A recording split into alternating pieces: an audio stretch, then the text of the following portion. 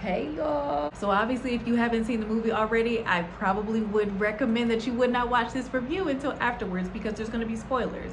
So warning, there will be spoilers moving forward. Welcome back to the Mystic Muse. It's your girl Luna Nova, and I'm back with another video for you guys today. And today is going to be something special that I think you guys are really going to enjoy, and it has been highly requested the last few days, and I'm pretty sure you know why.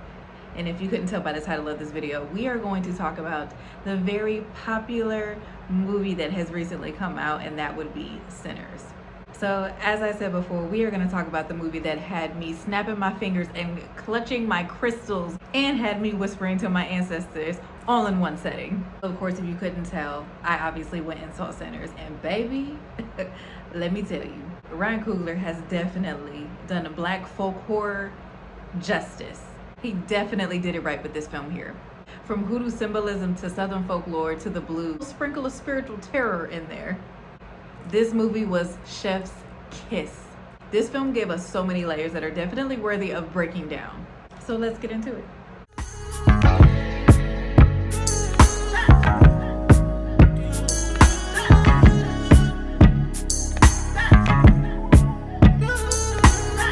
And side note, Cornbread knew better. He knew better. Growing up in Mississippi, because that's where the movie was based, Cornbread should have known better than to take his ass out there in them damn woods, first and foremost, after dark. Okay? That's first and foremost. He should have known better than to do that after dark. Two, the fact that you went out there to go to the bathroom, like y'all don't be peeing in bottles and stuff like that as men, but I digress. You went out there to go to the bathroom, right?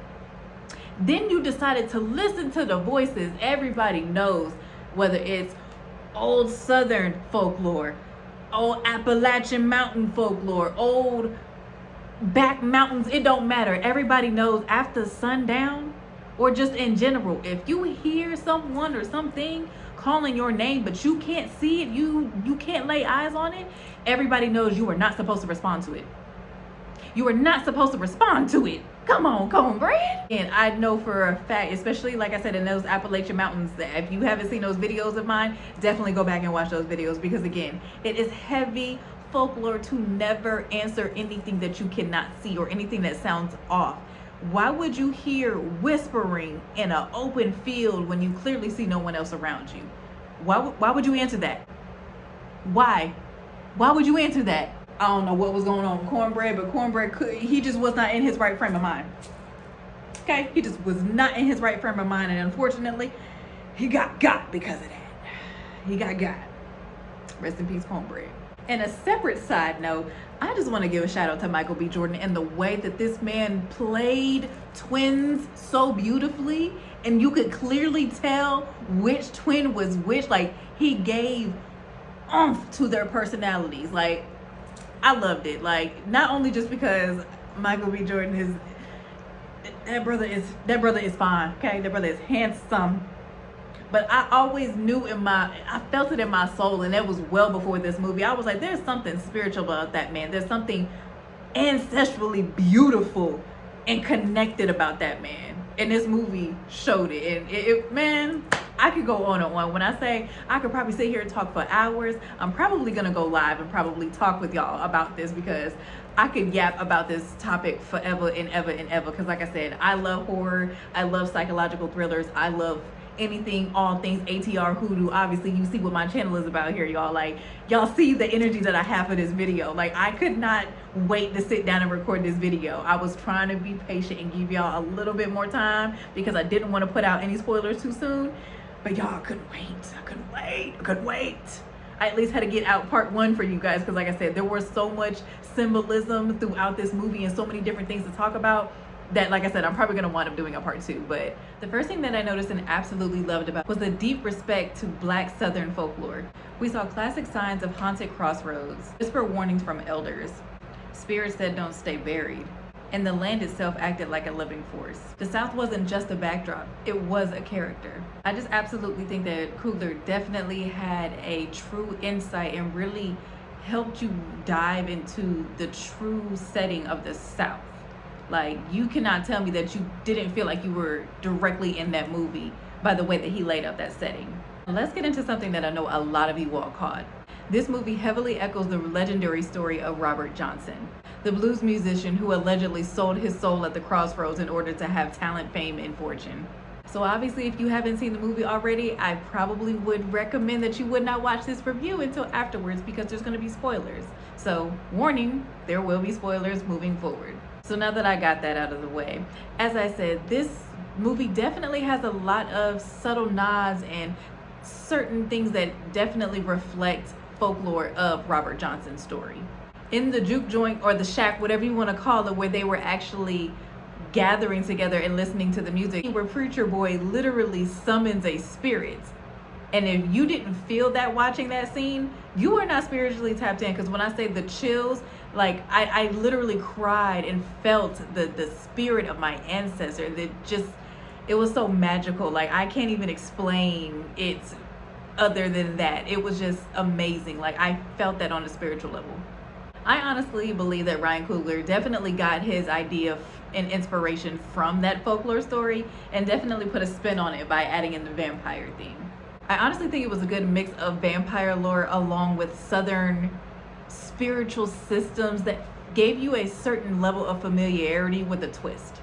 It kind of gave us all that moment to think about, what if Robert Johnson's story wasn't just a story? And it definitely opens the door to some other things, but that's for another video. All right, now let's address the vampires, because not everybody feels like Ryan landed this idea very beautifully for this movie. A lot of people said that they didn't like the vampire spin of the movie. They said that it felt a little bit rushed and underdeveloped, but I personally thought it was good. It was a different spin on vampires, and that's just me. I mean, it gave the traditional sense of vampires. Of course, they could be out there in the day, and having garlic being a repellent for them. You know, certain traditional vampire lore that we all know and love. Now, don't get me wrong, I can understand why a lot of people say that they have that idea and opinion of it, and I respect it. I do, I respect it. However, I think we need to just shift the lens a little bit. Now, these were not your typical blood-sucking, mindless vampires. They actually had feelings and, in a sense, a collective consciousness and spiritual, ancestral collective consciousness to them. When one vampire, the original vampire who created all the other ones, created the other vampires, they all became, again, intertwined in this interconnected mindset and energy level, where they shared each other's thoughts and knew each other's past and patterns. Like, that was a different spin on vampires that I don't think a lot of people were ready for. And because where they were introduced in the movie, I can understand why a lot of people say that it felt like it was rushed, because there wasn't, for some folks, enough context as to where these vampires came from, how they came about, who created the leader of the vampires that were leading the other vampires. Like, I kind of understand it, but again, I think we need to just change the perspective a little bit. So again, going back to Ryan Coogler's interpretation of vampires for the movie Sinners, these vampires fed on more than just blood. They fed on potential, music. I know y'all saw how music fueled them. Literally, that big circle that they were forming during that ritual, because that was a ritual, aka a ring shout, just like in the movie Beloved, which I'll be doing a separate movie review for Beloved, because that was another great Hoodoo traditional folklore movie. I absolutely loved it. But again, we're gonna stick to Sinners here. So again, they fed on potential, they fed on music, and they fed on power. But I will honestly admit, there could have been a little bit more time, even though the movie was a little lengthy. And of course, I went to go see a late showing of it, so I was dirt tired by the time I got done with it. But I will admit, a little bit more time could have been spent on the whole background of the vampire lore for the movie. They were extremely fascinating, but not very well explained.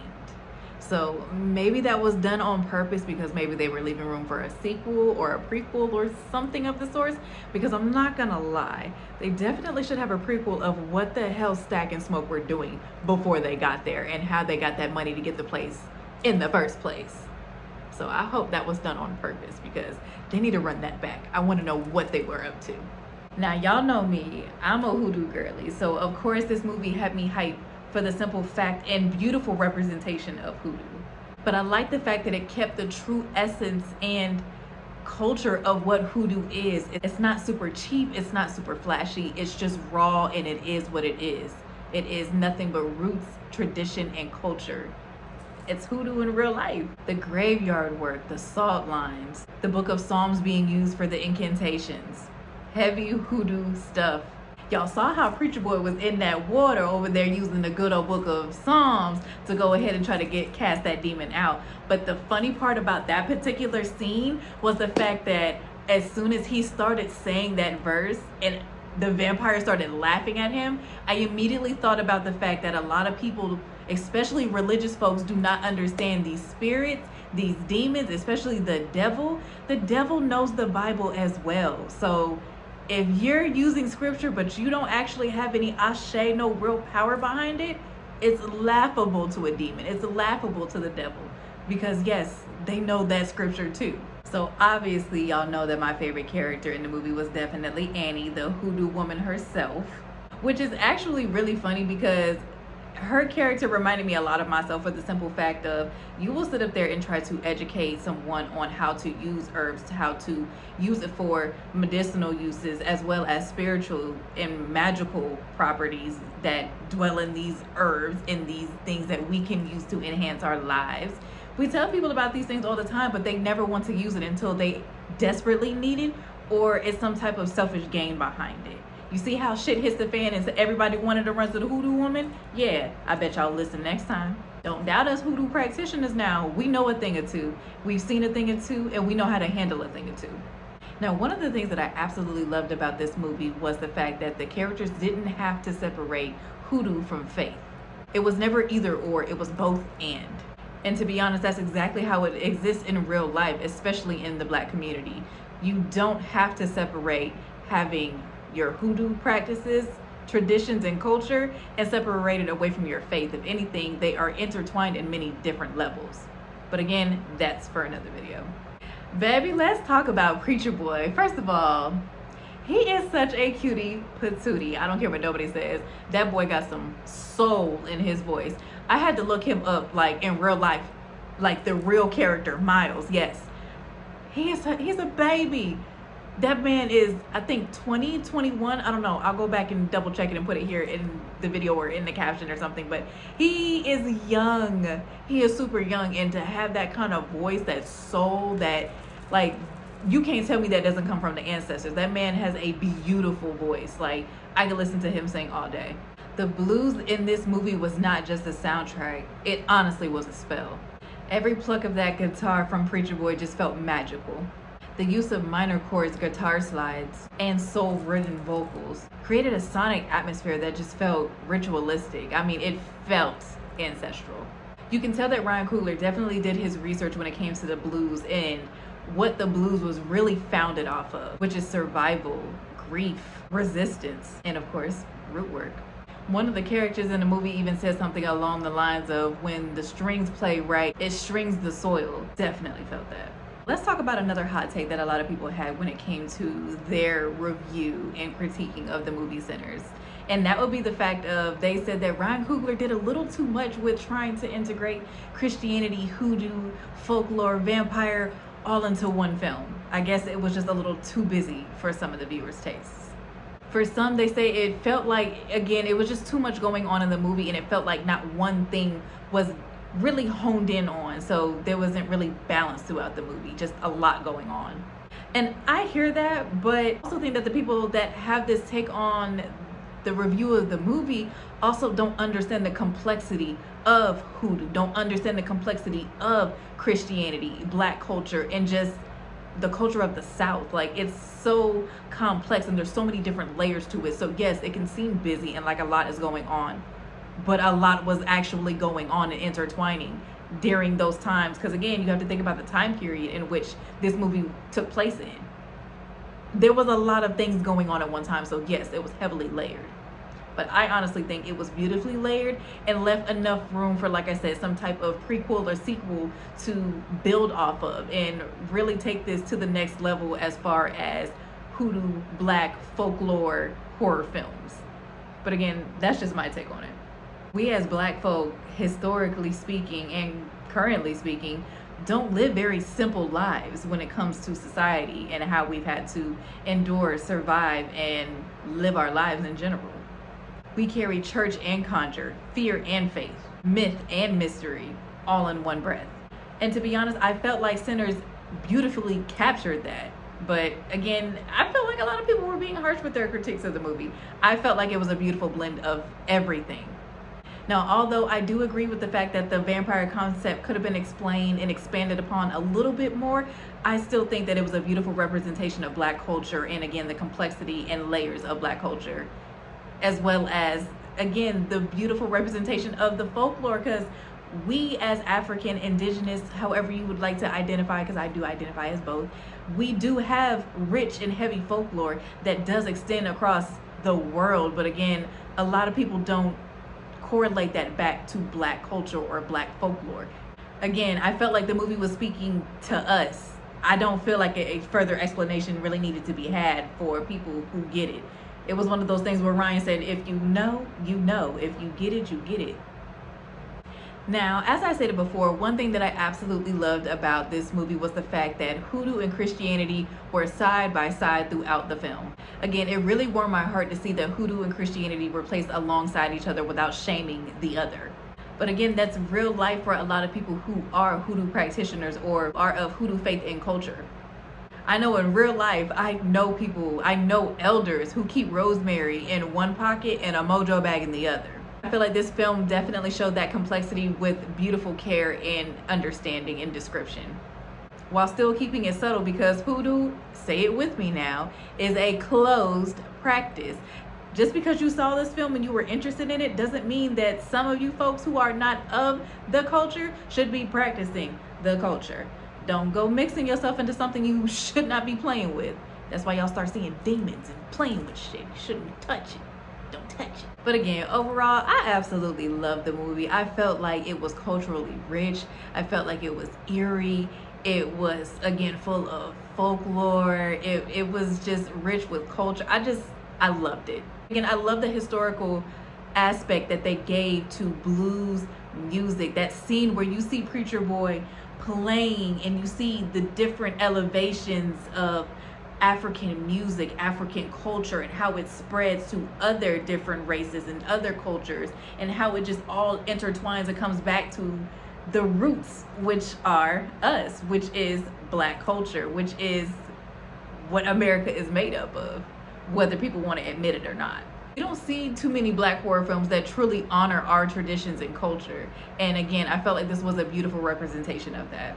This movie wasn't just scary, it was spiritual, and I'm definitely gonna go see it again. So I might come back with a part 2 of different things that I didn't talk about in this video, or certain things that you guys want me to expound upon. So if there's something that I missed, definitely leave it down in the comments, so again, I can do a part 2 or further expound upon it in a couple of reels for you guys. As well as if you guys are wanting me to make a separate video about Robert Johnson's folklore story and who he is. If you guys would like me to make a separate video on him, definitely let me know that down in the comments and I can get that done for you guys as well. So with that being said, make sure that you don't forget to like, comment, subscribe, and to share with all of your spooky and mystical friends out there. But with that being said, I'm gonna go ahead and get out of here. So for those of you guys who are just now new to the channel, again, my name is Luna. This is the Mystic Muse. Make sure that you drink your water, mind your business, and stay prayed up and protected out there. Luna loves you.